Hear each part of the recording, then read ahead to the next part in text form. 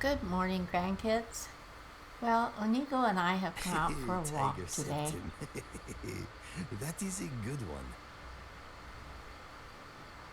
I don't know what he's chuckling at back there, but he's amusing himself. We walked out a little ways from my house and we're at Shores Crossing or Shores Inn.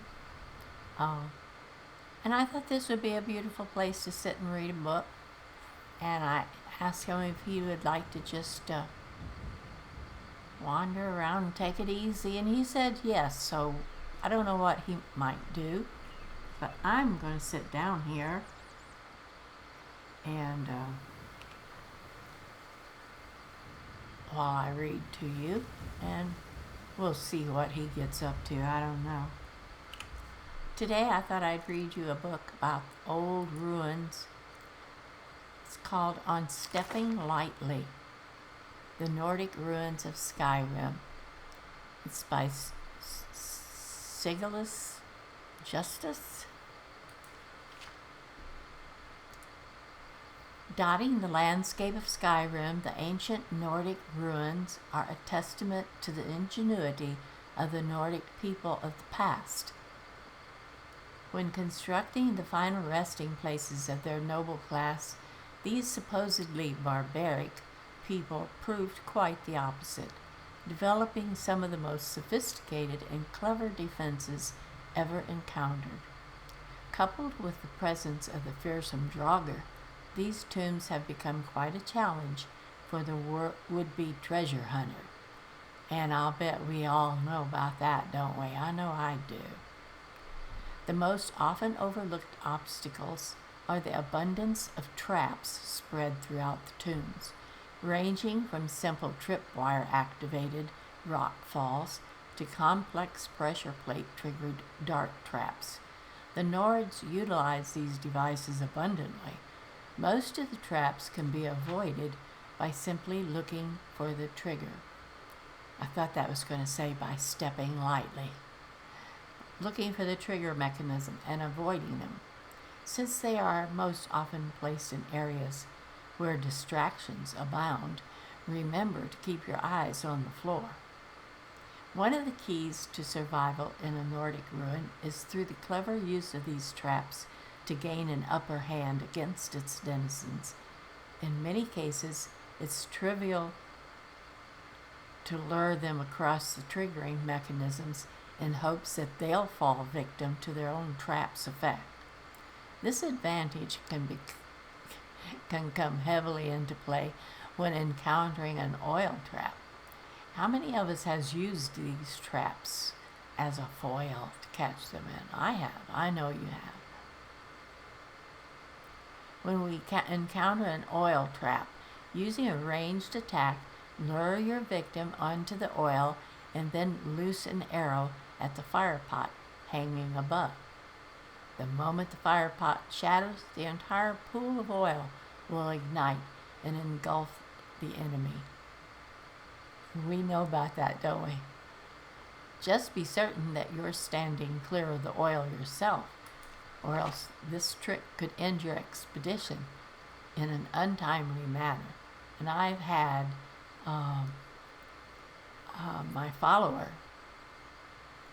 having already walked into it, he doesn't rush back out of it when I ignite it. And he's run into it before I even realize he has when I ignite it. And he'll just stand there instead of coming back out. This sounds like something Lydia would do. Perhaps one of the most amazing engineering marvels of all to be found in the ruins has little to do with the traps designed to kill. Utilizing all manner of pull chains, levers, switches, and pressure plates, some of the most frustrating obstacles can occur in the form of puzzles that could threaten to block your progress. Oh, yes, and all of these drive me crazy. Watch for the telltale signs of these barriers. Groups of levers in a single place, rotating pillars with carvings on all faces, and even large arrays of pressure plates covering the floor of a room. Those are hard to get through. In most cases, the puzzle might take experimentation. In others, the solution could actually be present elsewhere in the complex. It's recommended to keep a writing implement and a journal handy in the latter case. I always keep some paper and pencil by me for notes.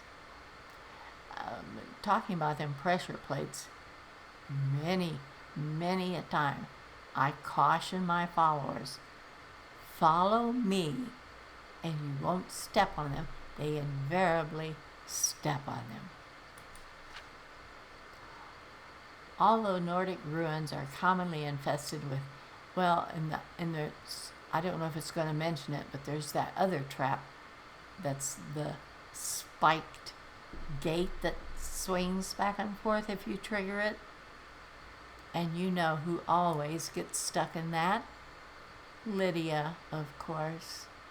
And she loves it, I guess, because she'll stay there and get whacked and get whacked and get whacked till she's down on her knees, and she won't get off of the pressure plate that's triggering it.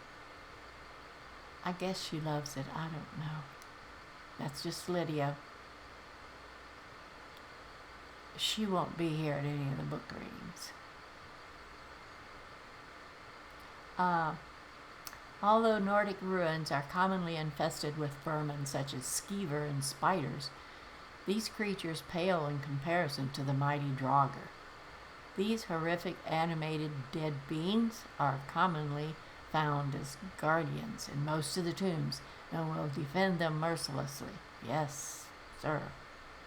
Since the Draugr tend to lay dormant until someone happens upon their resting place, it's advisable to keep an eye on any niches or sarcophagi that you encounter. These undead beings animate rather rapidly and silently, so always watch your back. Any remains you may have passed could suddenly animate and set upon you without warning.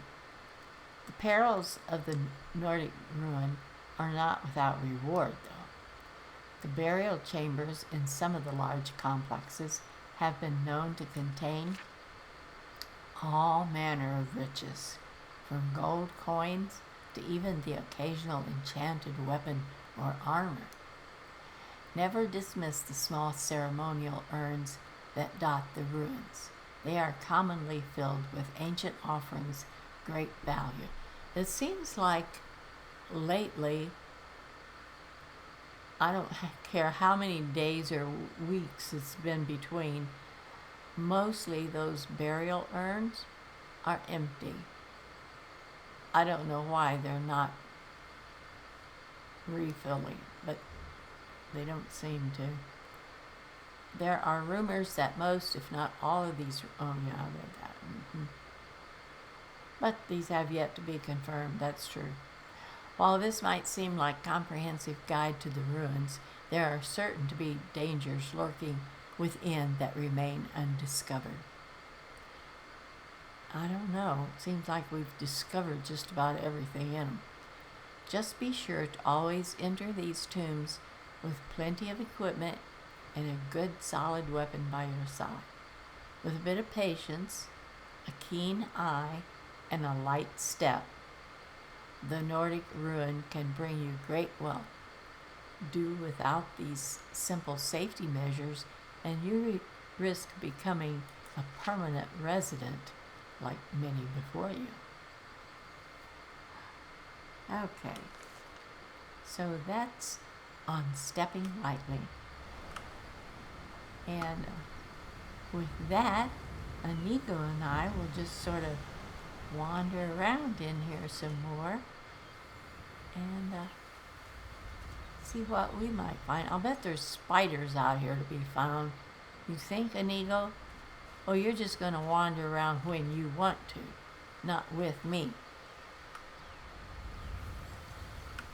Yes, my friend. I want you to follow with me. You lead, I follow. Yeah. Okay. We are going to go exploring in the woods around my home for a while. And hopefully,